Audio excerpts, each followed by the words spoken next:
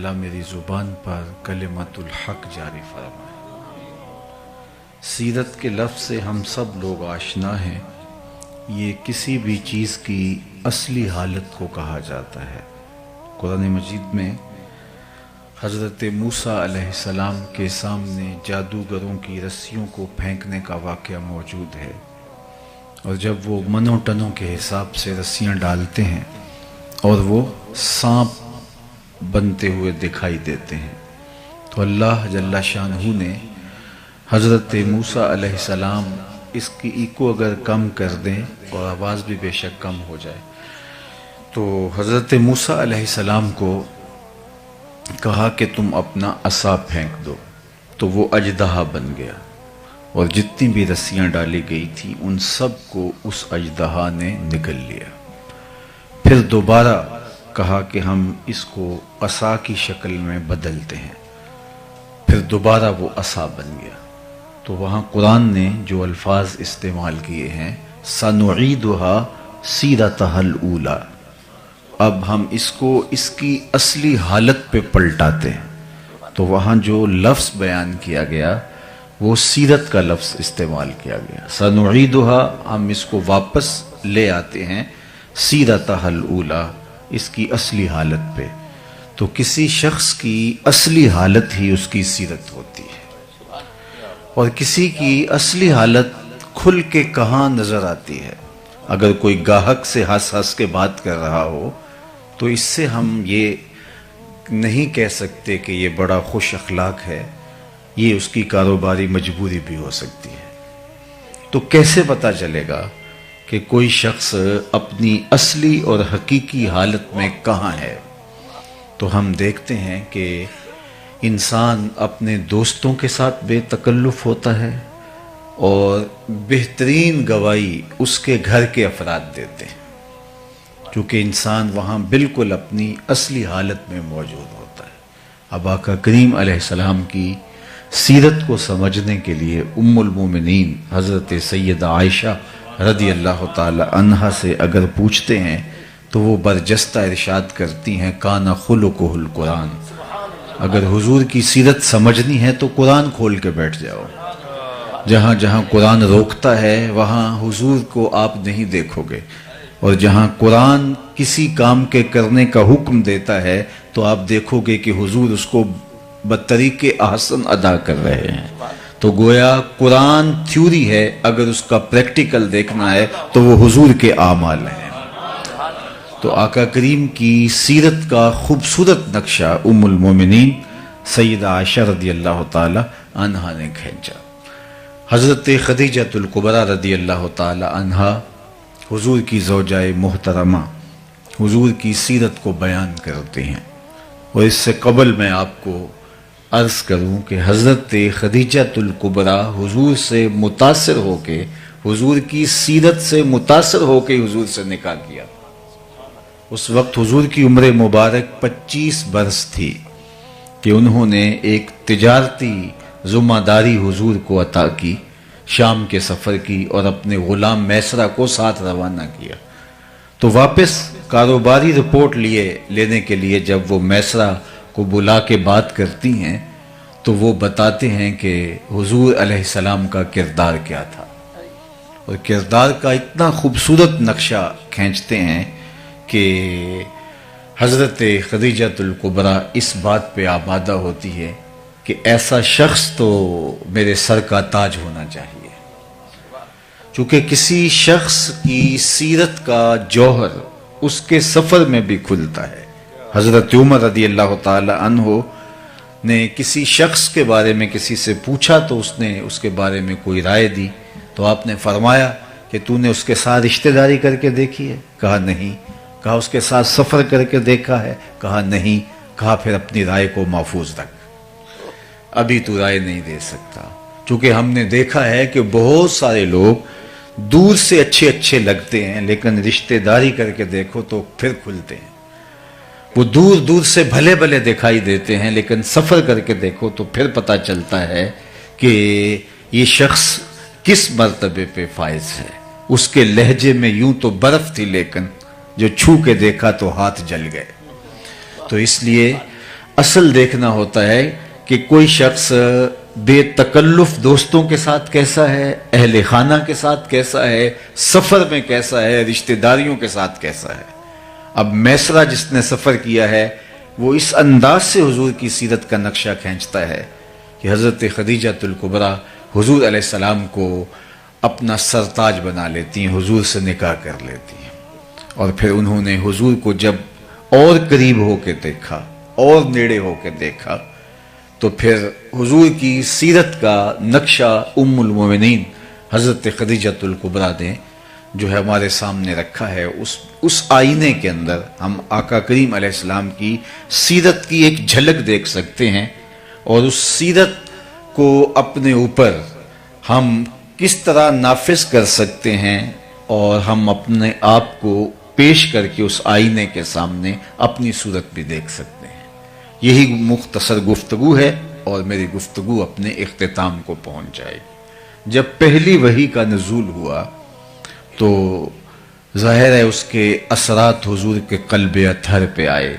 قرآن تو پہاڑوں پہ نازل ہو تو وہ بھی ریزہ ریزہ ہو جائے، یہ تو حضور کا قلب اطہر تھا جو سہار گیا۔ لیکن پھر بھی حضور جب گھر تشریف لائے تو حضور نے فرمایا یا خدیجہ زملونی، مجھے سردی کا احساس ہو رہا ہے۔ انہوں نے شال حضور کے کندھوں پہ رکھی اور حضور علیہ السلام نے کچھ ارشاد کیا تو ام المومنین نے کہا کلا واللہ ما یخزیک اللہ ابدا، آپ کو آپ کا رب کبھی بھی بے آبرو نہیں ہونے دے گا۔ کیوں؟ اب یہ برجستہ حضور کی سیرت کے عناوین سامنے رکھتی ہیں، اور جب کسی شخص کے بارے میں رائے پوچھی جائے تو انسان اس کے بہت قریب بھی ہو تو اس کی وہی خوبیاں بیان کرتا ہے جو اس نے بکثرت دیکھی ہوں، ورنہ کسی کے بارے میں رائے پوچھی جائے تو وہ 2 لمحوں کے لیے سوچتا ہے، غور و تأمل کرتا ہے اور پھر کوئی رائے قائم کرتا ہے۔ لیکن جو خوبیاں تسلسل کے ساتھ نظر سے گزرتی رہیں تو وہ انسان بلا تأمل بغیر کسی تردد کے بیان کر دیتا ہے۔ جب آقا کریم نے کہا کہ مجھے اپنی جان کا اندیشہ ہے تو ام المومنین نے کہا آپ پریشان نہ ہوں، کلا واللہ ما یخزیک اللہ ابدا انک لتصل الرحم وتحمل الکلا وتکسب المعدوم وتقری الضیف وتعین علی نوائب الحق، اور ایک روایت میں وتصدق الحدیث۔ تو حضور کے یہ نمایاں 5 یا 6 وصف انہوں نے بیان کیے، کہا کہ آپ پریشان نہیں ہوں، آپ کا رب آپ کو کبھی بھی جو ہے وہ آپ کی شان میں فرق نہیں آنے دے گا، اس لیے کہ آپ کا وصف نمایاں یہ ہے کہ آپ رشتہ داروں کے ساتھ سلوک اچھا کرتے ہیں۔ چونکہ سب سے پہلا دائرہ جو ہمارے ارد گرد کھینچا ہوا ہے وہ ہمارے رشتہ داروں کا ہے، اس کے بعد پھر آگے چلتے ہیں۔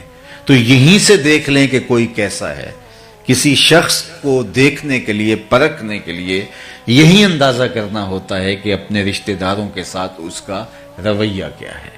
اور میرے اور آپ کے آقا و مولا حضور ختمی المرتبت صلی اللہ علیہ وآلہ وسلم نے نہ صرف رشتہ داروں کے ساتھ حسن سلوک کرنے کی لوگوں کو تلقین کی، آقا کریم کا اپنا عمل دیکھیے، رشتہ داروں نے جو کچھ کیا اور پھر میرے حضور نے اس کا جو جواب دیا اور حکم دیا سل من قطعک وات من حرمک، جو تم سے تعلق توڑے تم اس سے تعلق جوڑو، جو تمہیں محروم رکھے تم اس کی جھولیاں بھر دو۔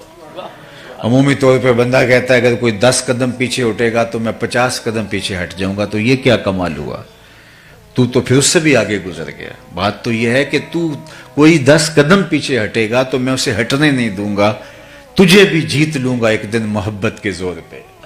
تو یہ صلہ رحمی ہے، جو شخص یہ چاہے، فرمایا میرے اور آپ کے آقا و مولا حضور ختمی المرتبت صلی اللہ علیہ وآلہ وسلم نے، ہمارے ماں باپ ان پہ قربان ہوں، زندگی گزارنے کا ڈھب سکھایا، اسلوب دیا۔ جو کوئی چاہے کہ اس کی عمر میں برکت ہو اور رزق میں اضافہ ہو، وہ رشتہ داروں کے ساتھ سلوک اچھا کرے۔ بعض اوقات رشتہ داروں کا سلوک بہت برا ہوتا ہے اور بندہ اس وقت سوچتا ہے کہ جناب میرا تو کوئی قصور نہیں ہے، ان کا رویہ ہی تلخ ہو گیا، تو میں اگر کروں گا تو مجھے اس کا جواز حاصل ہونا چاہیے۔ اچھوں کے ساتھ تو اچھائی کرنا کمال نہیں ہے، بروں کے ساتھ اچھائی کرنا کمال ہے۔ اور صوفیاء نے تو زندگی بھر درس ہی یہی دیا۔ ایک بزرگ وضو کر رہے تھے دریا کنارے، تو ایک بچھو پانی میں ڈوبتا تیرتا ایک لکڑی کے سہارے کبھی گر جاتا، لہروں کی زد میں آتا، تو ان کے دل میں ترس جاگا، تو آگے بڑھ کے اس کو نکالنا چاہا تو اس نے ہاتھ پہ ڈنگ مار دیا، تو درد ہوا تو ہاتھ جھٹک دیا تو وہ گر گیا، تو پھر ڈوبنے لگا تو پھر نکالا، پھر تیسری مرتبہ، 6-7 مرتبہ جب ایسا ہوا تو جو وضو کے خدمت پر معمور مرید تھا پاس کھڑا تھا، حضرت اس نے 7 مرتبہ آپ کو ڈنگ مارا اور آپ اس کو بار بار نکالنا چاہتے ہیں، تو فرمانے لگے جب وہ اپنی بری عادت نہیں چھوڑتا میں اچھی خصلت کیسے چھوڑ دوں؟ ڈنگ مارنا اس کی فطرت میں لکھا ہے اور اس کو بچانا میری فطرت میں لکھا ہے، تو رشتہ دار کتنا ہی بدترین کیوں نہ ہو اس کے ساتھ اس نے سلوک کر کے مصطفیٰ کی سیرت پہ عمل کیجئے۔ میں آپ کو بتاؤں کہ سب سے بہتر صدقہ کون سا ہے؟ مختلف اعتبارات سے صدقوں کی فضیلت ہے، لیکن ایک اعتبار صدقے کا، افضل ترین صدقے کا ایک اعتبار یہ ہے کہ جو ناراض رشتہ دار کو دیا جائے۔ جو رشتہ دار تم سے ناراض ہے، پھنس گیا، ہر وقت تمہیں گرانے کے چکر میں رہتا تھا، آج مصیبت میں آ گیا، اب اس کی آپ مدد کریں، اس کو اٹھائیں، اس کو کھڑا کریں، تو آپ کا نفس اس کی اجازت نہیں دیتا، لیکن اس کے باوجود بھی آپ کریں گے تو پھر آپ اپنے نفس کی مخالفت کر کے کریں گے۔ تو جس عمل کے اندر نفس آپ کا مخالفت کر رہا ہو تو پھر وہ آپ اللہ کی رضا کے لیے کر گزریں تو اللہ کے ہاں وہ مقبول ترین عمل ہے۔ تو رشتہ داروں کے ساتھ اچھا سلوک کرنا یہ حضور کا وصف نمایاں ہے۔ مکہ المکرمہ فتح ہوتا ہے تو جن لوگوں نے حضور علیہ السلام کو اذیتیں دی تھیں، کانٹے بکھیرے تھے، گڑھے کھودے تھے، راستے کے اندر اذیتیں کھڑی کی تھیں، اوجریاں ڈالی تھی، کیا کیا مصائب نہیں کھڑے کیے تھے، آج سب کو اپنا کیا دھرا یاد آ رہا ہے اور سب تھر تھر کانپ رہے ہیں کہ آج فاتح بن کے مکے میں داخل ہوئے ہیں تو ہمارے سر اتر جائیں گے۔ لیکن حضور جب تشریف لائے تو فرمایا ان سب کو بلا کے بتاؤ میں تمہارے ساتھ کیا سلوک کروں، تو انہوں نے کہا کہ آپ کریم باپ کے کریم بیٹے ہیں تو ہم آپ سے خیر کی توقع رکھتے ہیں، اور ان کا خیال یہ تھا کہ گردنیں اترنے سے بچ جائیں تو یہ بھی بڑی بات ہے، شہر بدر کر دیے جائیں اور سزا دے دی جائے لیکن جان بخشی ہو جائے، اور انہوں نے کہا کہ آپ کریم باپ کے کریم بیٹے ہیں، ہم آپ سے خیر کی توقع رکھتے ہیں۔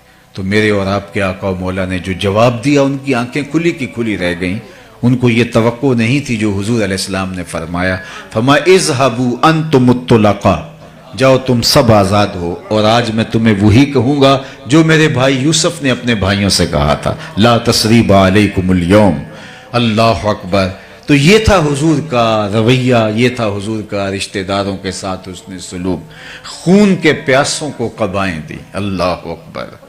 اور فتح مکہ کے موقع پر آپ تاریخ پڑھیں، کچھ لوگوں کے بارے میں حضور نے معافی نہیں دی، یہ وہ بدترین لوگ تھے کہ جنہوں نے بہت اذیت پہنچائی تھی، ان میں ابن خطل تھا، اس کی لونڈیاں جو ہے وہ ارنبا اور اس طرح اور کچھ لوگ تھے، ایک شاعر تھے کعب بن زہیر، تو ان کے بارے میں بھی سخت حکم دیا، من لقی منکم کعب بن زہیر فلیقتلہ، تم میں سے کسی کو بھی کعب بن زہیر ملے تو اسے چھوڑنا نہیں، اسے قتل کر دینا ہے، سخت حکم دیا حضور نے۔ اب ابن خطل بھی مارا گیا، کعبے کے پردے میں چھپ گیا تھا، وہاں سے نکال کر کے چاہے زمزم اور مقام ابراہیم کے درمیان اس کو کاٹا گیا، اور باقی اس کی لونڈیوں کو بھی، لیکن یہ بھاگ گیا۔ تو اس کے بھائی نے اس کو پیغام بھیجا کہ تو حضور علیہ السلام کے غلاموں کی نظروں سے کب تک بچتا رہے گا، آخر کسی دن تو ان کے ہتھے چڑھے گا اور وہ تجھے چھوڑیں گی نہیں، چونکہ تیرا مشخص کر کے نام حضور نے ذکر کیا ہے، گلی گلی میری یاد بچھی ہے، پیارے رستہ دیکھ کے چل، مجھ سے اتنی وحشت ہے تو میری حدوں سے دور نکل، کدھر بھاگے گا؟ اس نے کہا کہ پھر میں کیا کروں؟ کہا کہ تو کسی طرح حضور کی خدمت میں خود حاضر ہو جا اور معافی طلب کر لے، مجھے امید ہے وہ معاف کر دیں گے۔ آرڈر بہت سخت ہے، اور آقا کریم علیہ السلام کی خدمت میں وہ اس طرح حاضر ہوا کہ فجر کا وقت تھا، ابھی اندھیرا چھایا ہوا تھا، حضور مسجد میں تشریف فرما تھے، اس نے چہرے پہ کپڑا لپیٹا اور آقا کریم کے قریب آ کے بیٹھ گیا۔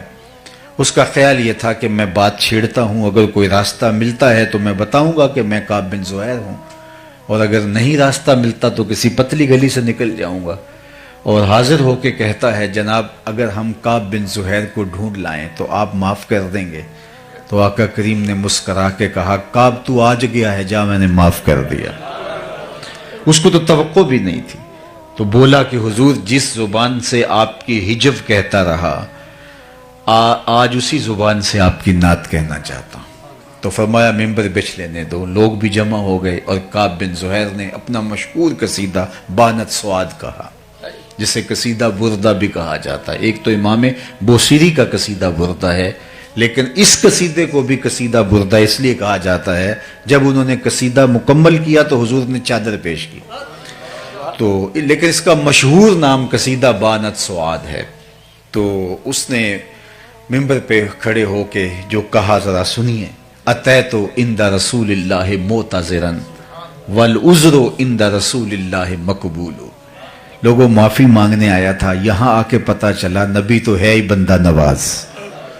اور آگے کیا کہتا ہے، ان الرسول لنور یستضاء بہ مہند سیف من سیوف الہند مسلول۔ بے شک بغیر کسی شبے کے اللہ کا نبی نور ہے، ایسا نور جس سے زمانہ چمک رہا ہے، جس نور سے لوگ بھی فیضیاب ہو رہے ہیں، ہندوستان کے لوہے کی تنی ہوئی تلوار ہیں۔ صلابت میں، سختی میں ہندوستان کا لوہا معروف تھا، تو اس لیے انہوں نے کہا ہندوستان کے لوہے کی تنی ہوئی تلوار ہے۔ تو حضور نے اس شعر میں اصلاح دی، کہا مجھے ہندوستان کے لوہے کی تلوار نہ کہو، مجھے اللہ کی تلوار کہو۔ اللہ اکبر۔ تو جو دشمن تھے، جنہوں نے اذیتیں دیں، تکلیفیں دیں، اللہ کے محبوب علیہ السلام نے ان کے لیے کس قدر دامن رحمت کو شادہ فرمایا، اور رشتہ داروں کے ساتھ جو حضور نے سلوک کیا، جس طرح معافی کا عام اعلان کیا، خون کے پیاسوں کو قبائیں دیں، یہ حضور کا ہی طریق ہے۔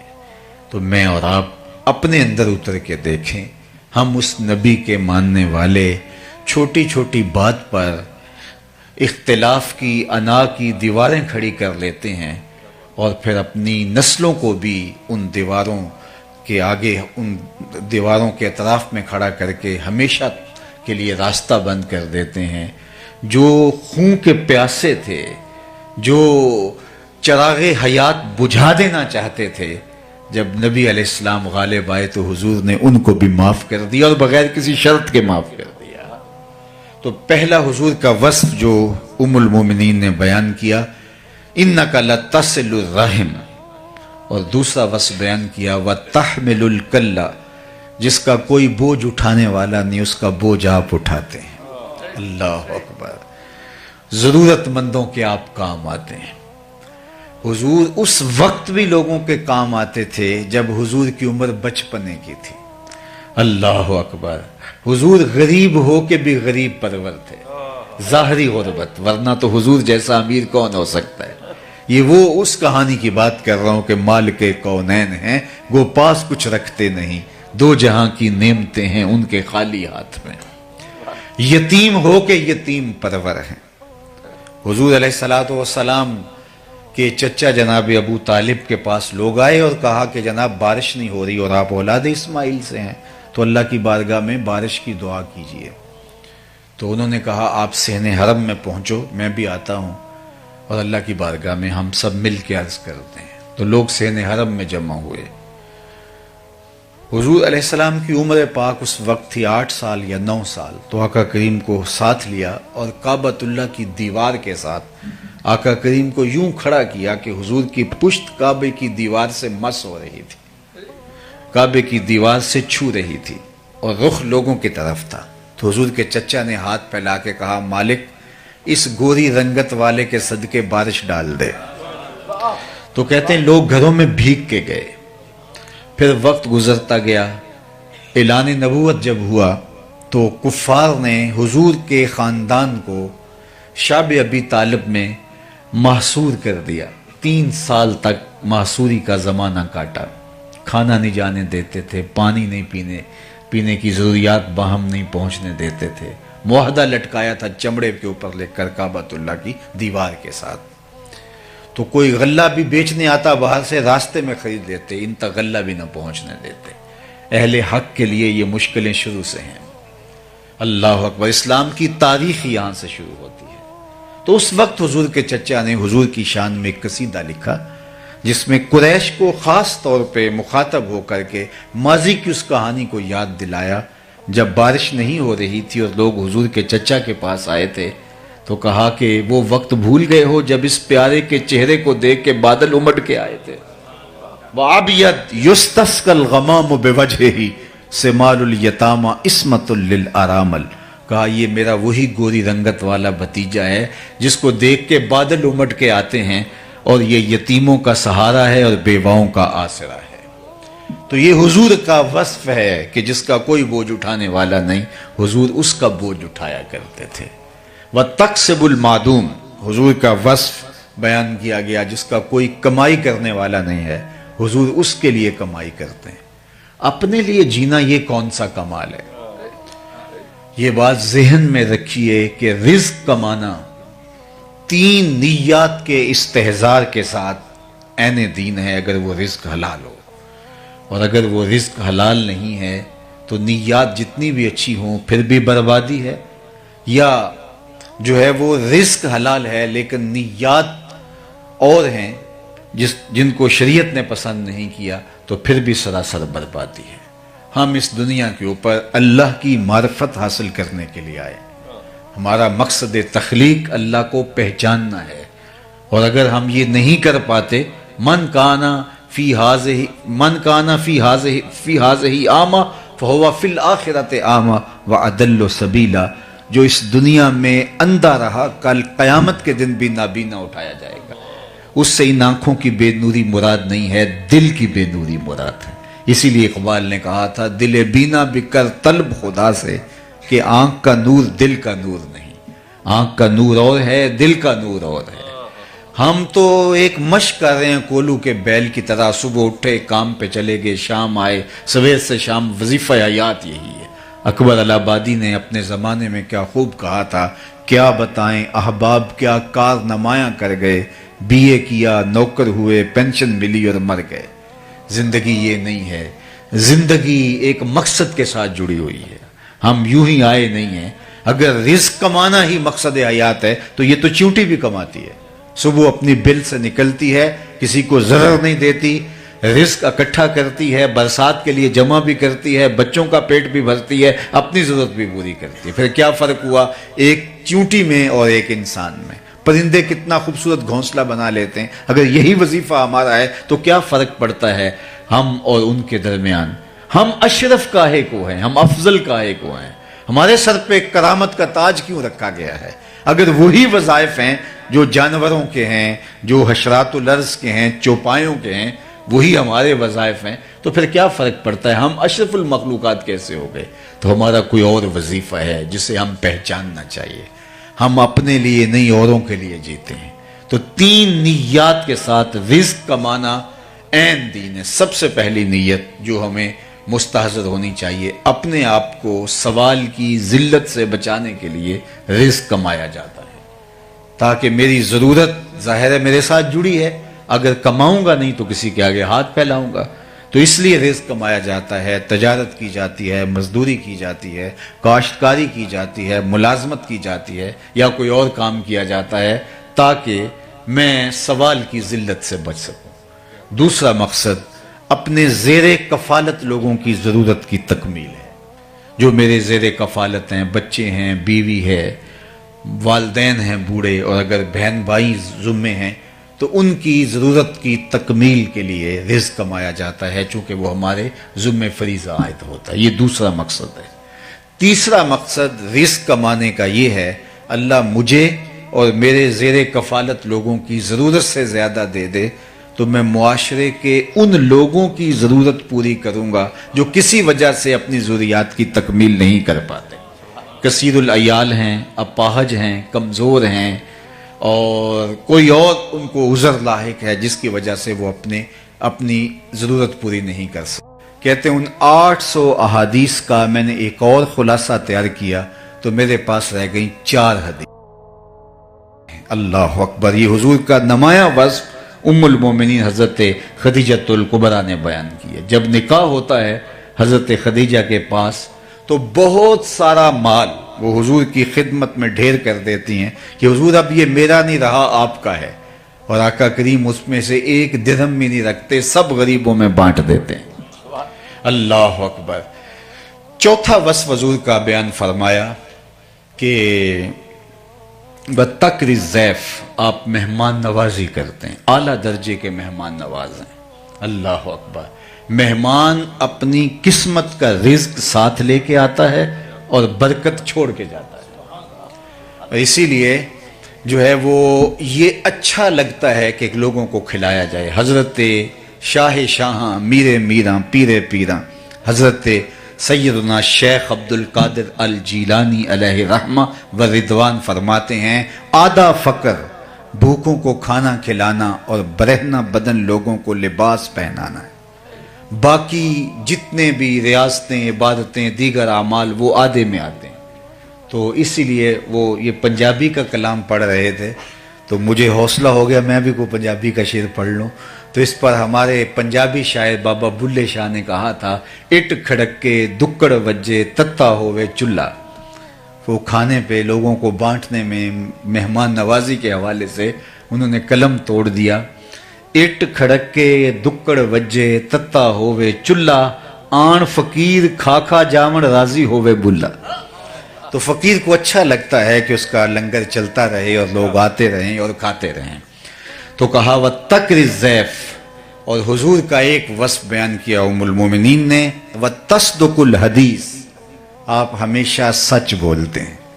اور آپ کو عرض کروں یہ آپ سب جانتے ہیں کہ ابھی حضور نے نبوت کا اعلان بھی نہیں کیا, صادق اور امین پہلے کہلائے.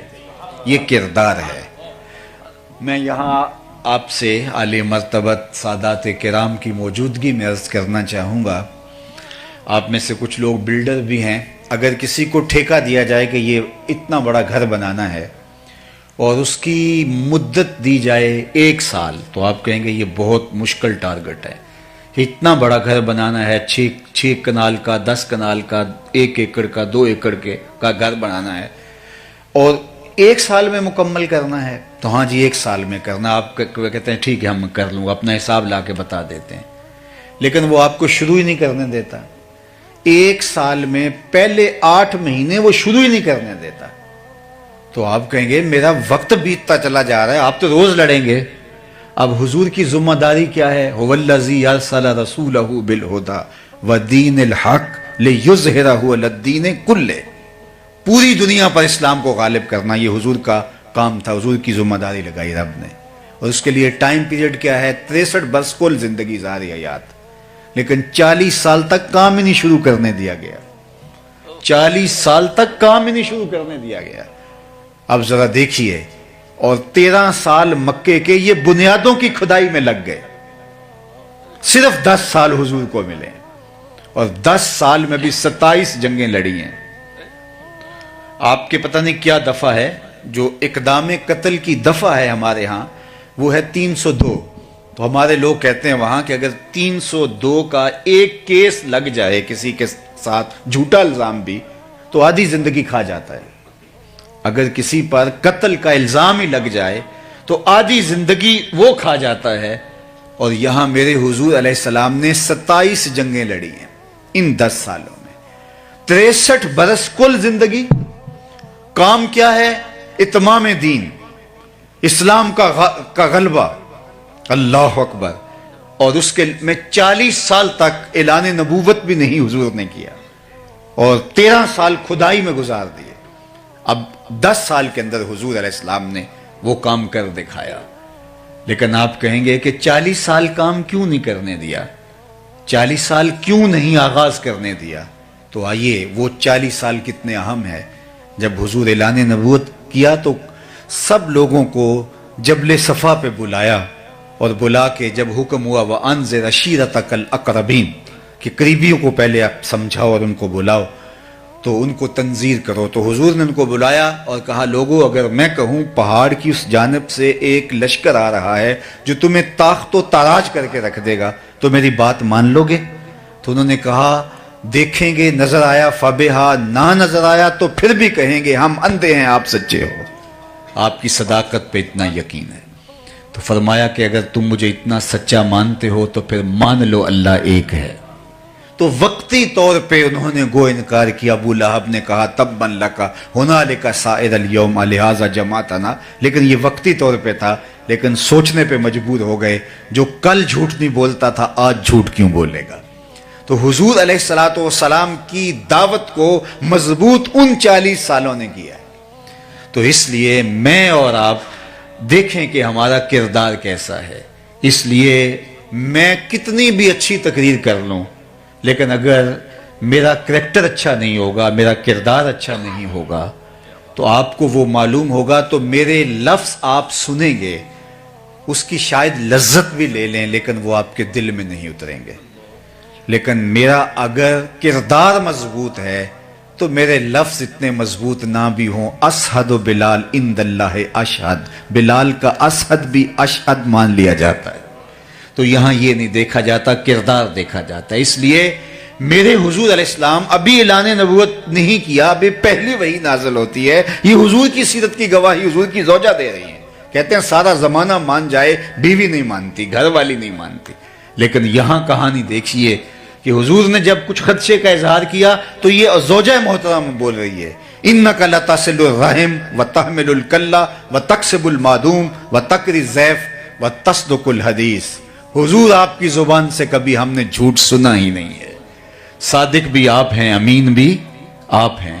قریش مکہ نے حضور کو صادق اور امین کہا۔ اور یہاں لطف کی بات آپ کو بتاؤں کہ جب حضور کے گھر کا انہوں نے گھیراؤ کر لیا اور آقا کریم علیہ السلام کو شہید کرنے کے درپے ہوئے، اور آقا کریم پھر ہجرت فرما گئے اور حضرت علی المرتضیٰ رضی اللہ تعالیٰ عنہ کو اپنے بستر پہ لٹا دیا، تو انہوں نے حضور کو شہید کرنے کا عزم مصمم کیا تھا اور کہا کہ اگر بنو ہاشم اٹھے تو مل کے لڑیں گے، اگر خون بہا کی ضرورت پڑی تو مل کے دے دیں گے، اور سب حضور کے گھر کا محاصرہ کرنے آ گئے۔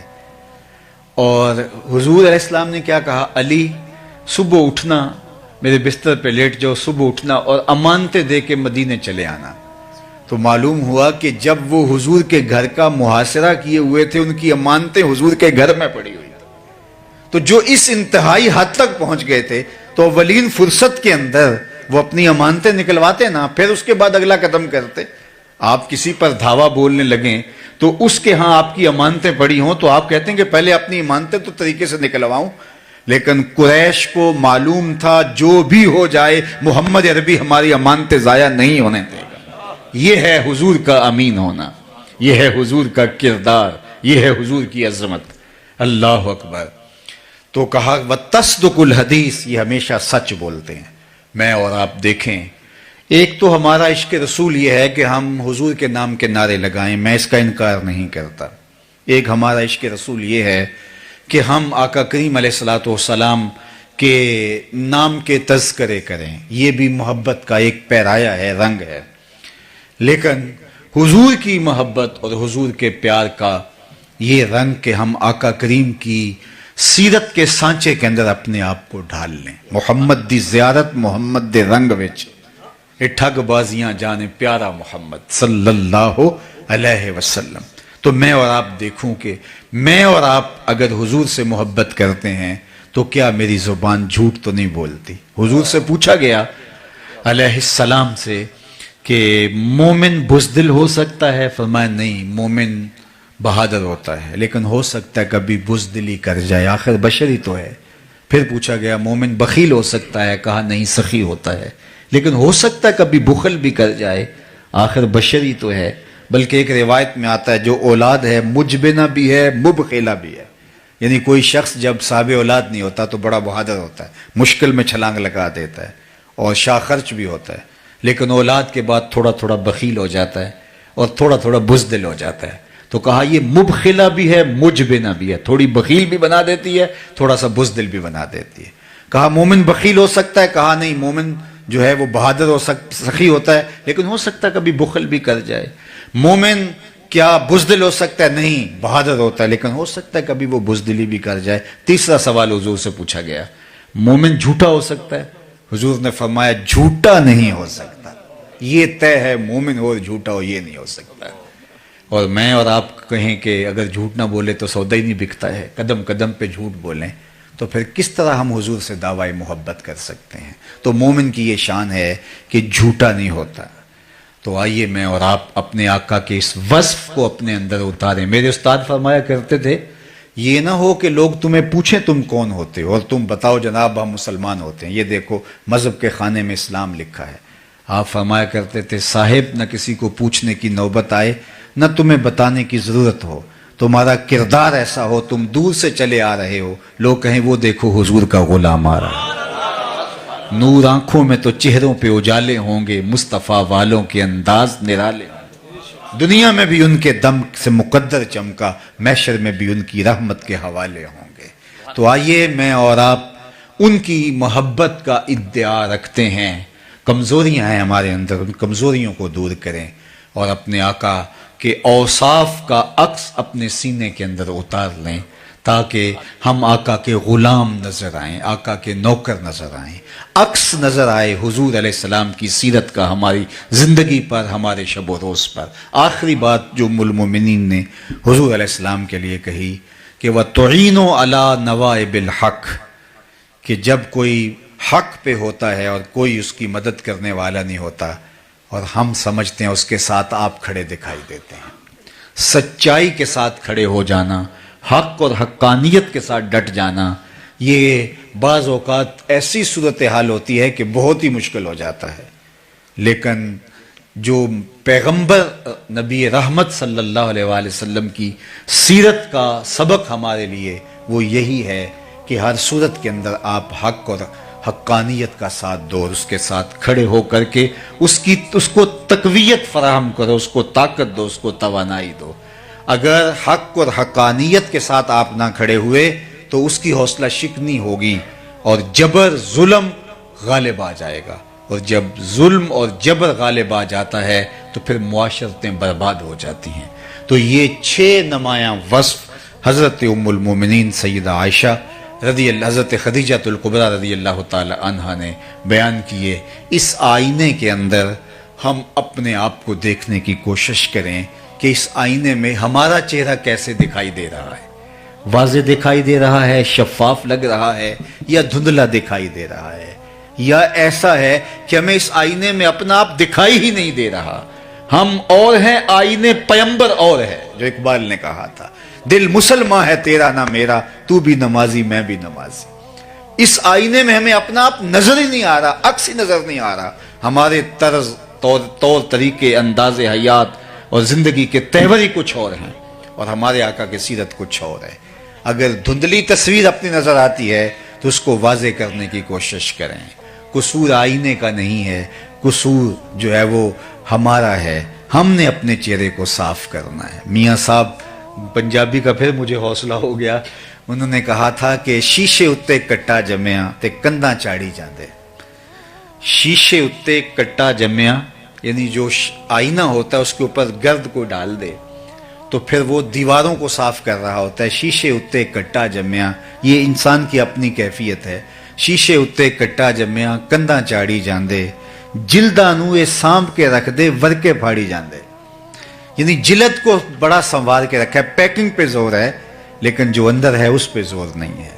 تو اس لیے میں اور آپ دیکھیں کہ ہمارا اندر آقا کریم کے بتائے ہوئے طریق کی مطابقت میں ہے تو مبارک، نہیں تو آپ کو اور مجھے مل بیٹھ کے سوچنا چاہیے، یہاں سے اٹھ کے جا کے سوچیں، کل سوچیں، سوچتے رہیں کہ ہمارے آقا کی سیرت کے یہ نمایاں خد و خال ہیں، اور اس آئینے میں ہم اپنے آپ کو دیکھتے ہیں تو کیا ہماری تصویر ابھر کے کوئی سامنے آتی ہے؟ ہمارا کوئی عکس بنتا ہے کہ جو ان اوصاف کے ساتھ مزین ہو؟ اگر بنتا ہے تو مجھے آپ کو مبارک ہو، اور اگر نہیں بنتا تو ان عالی مرتبت ہستیوں کی دعا سے ہم اللہ کی بارگاہ میں عرض کرتے ہیں کہ اللہ ہمیں اپنے آقا و مولا حضور ختم المرتبت کی سیرت کا عکس نصیب فرما دے، جو ہمیں دیکھے اسے مصطفیٰ جان رحمت یاد آئیں۔ اور ہمارے اسلاف ایسے ہی تھے۔ محمد بن حضرت امام محمد رضی اللہ تعالی عنہ، محمد بن حسن الشیبانی بہت خوبصورت تھے، بہت وجیح تھے۔ تو جب وہ بصرہ آئے نا تو کوئی شخص امام محمد سے مناظرہ کرنے آیا، عیسائیوں کا پادری تھا۔ اس نے کہا میں مسلمانوں کے امام سے مناظرہ کروں گا۔ کسی نے کہا ایسے سوال کروں گا کہ وہ چکرا جائے گا، کسی نے کہا میرے اعتراضات کا تو جواب ہی نہیں دے سکے گا، کسی نے کہا اس کے سوالوں پر ایسے سوال اٹھاؤں گا کہ وہ چکرا کے رہ جائے گا۔ لیکن امام محمد ظاہر اور باطن حضور علیہ الصلوۃ والسلام کی سیرت کے سانچے میں ڈلے ہوئے تھے۔ جو ہی آئے، نورانی چہرہ اور سر پہ سفید امامہ اور سنت کا جسم پہ جامہ، گھوڑے پہ سوار، اور جو ہی تشریف لائے تو وہ جو مناظرہ کرنے کھڑا تھا اس کے لبوں پہ کلمہ جاری ہو گیا۔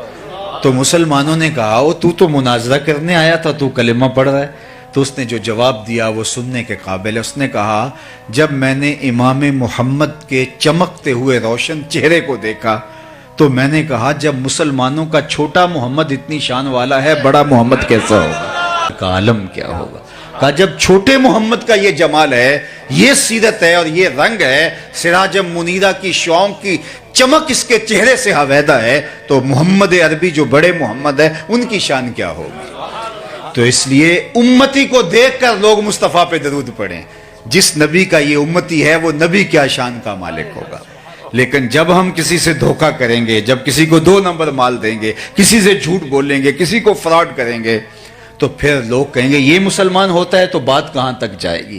اس لیے ہمیں ان کی سیرت کے سانچے میں اپنے آپ کو ڈھال کر کے اس نقشے کے اندر اپنے آپ کو لانا ہوگا کہ دور سے پہچانے جائیں کہ ہم محمدی ہوتے ہیں، ہم حضور کے غلام ہوتے ہیں، ہم حضور علیہ الصلوۃ والسلام کے نوکر ہوتے ہیں۔ چوں بنا میں مصطفیٰ خانم درود، از خجالت آب می گردد وجود، عشق می گوید کے محکوم غیر، سینائے تو از بتا مانند دیر، تا نداری از محمد رنگ و بو، بر زبان خود میالہ نام ہو۔